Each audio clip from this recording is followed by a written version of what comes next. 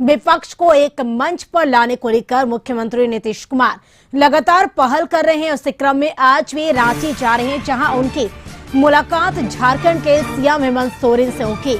मुख्यमंत्री रांची के लिए रवाना हो गए हैं, जहां विपक्षी एकता को लेकर हेमंत सोरेन से बातचीत होगी। दोनों मुख्यमंत्री के बीच विपक्ष एकता के साथ कई मुद्दों पर बातचीत होने की संभावना है। और बता दें कि विपक्षी एकता को लेकर लगातार मुख्यमंत्री नीतीश कुमार देश का भ्रमण कर रहे हैं।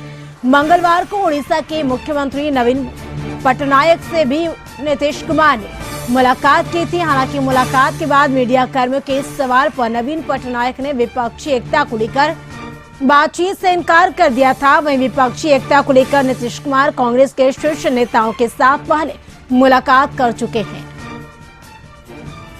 तो विपक्षी एकता की लेकर आपको बताया, विपक्षी एकता को एक मंच पर लाने की जो पहल है वो लगातार जारी है मुख्यमंत्री नीतीश कुमार की।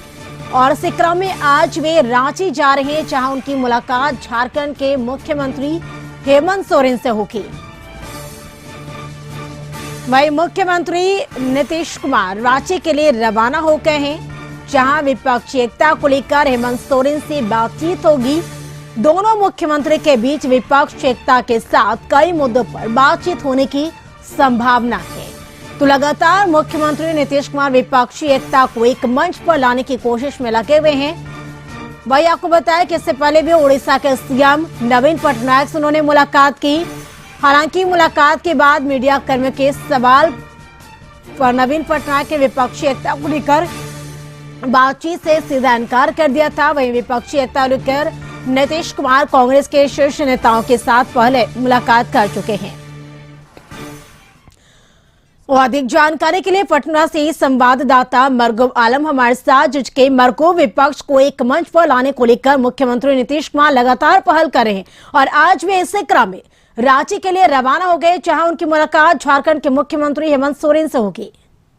देखिए, बड़ी खबर इस समय यह पहली तस्वीर है मुख्यमंत्री की, जो मुख्यमंत्री पटना से रांची रवाना हो रहे हैं। उनके साथ ललन सिंह जदयू के राष्ट्रीय अध्यक्ष, उप मुख्यमंत्री तेजस्वी प्रसाद यादव भी जा रहे हैं। मुख्यमंत्री वहां हेमंत सोरेन से मुलाकात करेंगे। 4:45 का मुलाकात का समय है। मुलाकात करने के बाद वो सीधे पटना एयरपोर्ट, रांची एयरपोर्ट आएंगे और वहां से वो सीधे पटना आ जाएंगे। तो आज विपक्षी एकता को लेकर एक बार फिर झारखंड का दौरा है और सभी विपक्षी नेताओं से वो मुलाकात कर रहे हैं। एक मंच बनाने की कोशिश है और फिर कर्नाटक चुनाव के परिणाम के बाद पटना में संभावित है कि एक बड़ा विपक्ष के बड़े नेताओं की बैठक में सहमति बनाई जाए। कल मुख्यमंत्री के महाराष्ट्र जाने का कार्यक्रम है, जहां वह उद्धव ठाकरे और शरद पवार से मुलाकात करेंगे और विपक्षी एकता को धार बनाने के लिए अपनी पूरी कोशिश कर रहे हैं। तो फिलहाल लगभग 1 घंटे के बाद उनका कार्यक्रम पटना के रांची में हेमंत सोरेन से मिलने का है। आवास पर उनसे मुलाकात होगी 45 मिनट का। उसके बाद दोनों व्यक्ति प्रेस को संबोधित करेंगे। उसके बाद मुख्यमंत्री पटना के लिए रवाना हो जाएंगे। बिल्कुल, तो आज काफी व्यस्तम कार्यक्रम में मुख्यमंत्री नीतीश कुमार का बहुत बहुत शुक्रिया मरगूब आपका तमाम बातचीत के लिए। तो विपक्षी एकता को लेकर बातचीत होगी दोनों मुख्यमंत्रियों के बीच। आपको बताएं कि विपक्ष को एक मंच पर लाने को लेकर मुख्यमंत्री नीतीश कुमार लगातार पहल कर रहे हैं और आज वे इसी क्रम में झारखंड दौरे पर निकले हैं, क्योंकि वे लगातार विपक्षी एकता को एक मंच पर लाने के लिए देश का भ्रमण कर रहे हैं। और हमारे साथ न्यूज रूम से संपादक अशोक मिश्रा जुड़ चुके हैं। सीधे चलते अशोक जी के पास और उनसे जानते हैं। अशोक जी, विपक्षी एकता को एक मंच पर लाने की कवायद तेज हो गई है। लगातार मुख्यमंत्री नीतीश कुमार विपक्षी एकता यानी एकजुटता को लेकर वो देश का भ्रमण करे और आज वे झारखंड के लिए भी रवाना हो गए, जहां उनकी मुलाकात मुख्यमंत्री हेमंत सोरेन से होगी। दोनों मुख्यमंत्रियों के बीच मुलाकात होगी और ये कहा जा रहा है कि विपक्षी एकता को लेकर बातचीत होगी। बिल्कुल, देखिए करिश्मा, अब मुख्यमंत्री नीतीश कुमार अपने निर्धारित समय पर निकल चुके हैं। 4 बजे उनका रांची दौरा का कार्यक्रम था, यानी कि पटना से निकलने का। और हमने अपने दर्शकों को पहले ही सूचना दी थी कि मुख्यमंत्री आज 4 बजे शाम में रांची के लिए निकलेंगे। मुख्यमंत्री निकल चुके हैं। अब से कुछ देर के बाद वो रांची पहुंचेंगे। रांची पहुंचेंगे तो फिर उनकी मुलाकात होगी झारखंड के मुख्यमंत्री हेमंत सोरेन जी से। लेकिन मुख्यमंत्री नीतीश कुमार का जो मिशन है, उस मिशन को कामयाब बनाने के लिए लगातार मुख्यमंत्री नीतीश कुमार का दौरा चल रहा है। कल ही यानी कि बीते कल मुख्यमंत्री मंगलवार को उड़ीसा गए थे, वहाँ के मुख्यमंत्री नवीन पटनायक से उन्होंने मुलाकात की थी। और आने वाला कल जो है वो यानी कि कल गुरुवार को मुख्यमंत्री मुंबई का दौरा करेंगे। वहाँ एनसीपी के सुप्रीमो शरद पवार और शिवसेना प्रमुख उद्धव ठाकरे से उनके मिलने का कार्यक्रम है।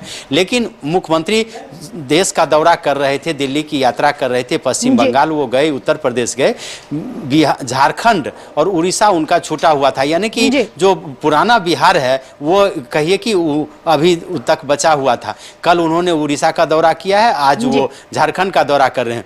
झारखंड में करिश्मा कुल 14 लोकसभा की सीटें हैं और 14 लोकसभा की सीटें में 12 सीटों पर बीजेपी और उसके गठबंधन ने कब्जा किया है। 11 सीटें बीजेपी के पास हैं और 1 सीटें आजसू के पास हैं। 2019 के लोकसभा चुनाव में पहली दफा बीजेपी और आजसू ने मिलकर चुनाव लड़ा था और 14 लोकसभा सीटों में से 12 सीटों पर उसने कब्जा किया था। 2 सीटें एक कांग्रेस के जिम्मे में है, एक झारखंड मुक्ति मोर्चा के पास है।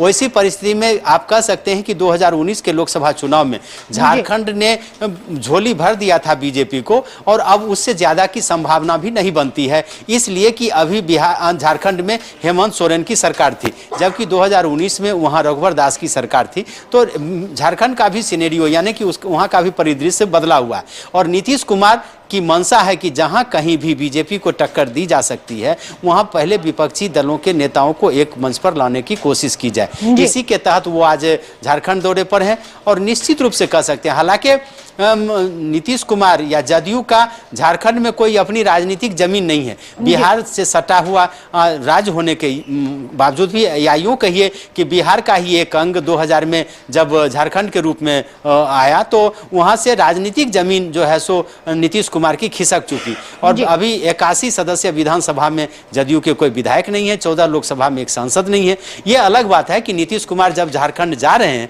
उसके पहले उन्होंने वहां के जदयू अध्यक्ष खीरो महतो को राज्यसभा का सदस्य बनाया है। तो एक तरह से कहिए कि एक से उच्च सदन में नीतीश कुमार के प्रतिनिधि हैं। नीतीश कुमार आज जा रहे हैं, देखना है कि हेमंत सोरेन के साथ इनकी क्या बातचीत होती है, क्योंकि वहां पहले से ही विपक्षी दलों की सरकार है। उस सरकार में झारखंड मुक्ति मोर्चा के साथ कांग्रेस और ये आरजेडी भी शामिल है। तो वैसी परिस्थिति में वहां पे विपक्षी एकता को मजबूत बनाने में नीतीश कुमार को कोई विशेष परेशानी नहीं होगी। लेकिन इतना देखना है कि क्या नीतीश के अभियान को गति देने के लिए क्या हेमंत सोरेन भी नीतीश के साथ कदम से कदम मिलाकर चलेंगे या केवल नीतीश को समर्थन देने की बात करते हैं, यह देखना दिलचस्प होगा। लेकिन मुख्यमंत्री अपने अभियान में जिस तरीके से आज मुख्यमंत्री नीतीश कुमार झारखंड दौरे पर निकले हैं, लेकिन अगर देखिए तो इसको लेकर सियासी बयानबाजी भी हो रही है झारखंड में जमकर और ये कहा जा रहा है कि पिछले बार जिस तरीके से जो दुर्गति हुई थी 2024 में भी यही स्थिति होगी। वहां के विधायकों का ये कहना है, बीजेपी विधायक का सीपी सिंह का बयान भी हमने सुना था।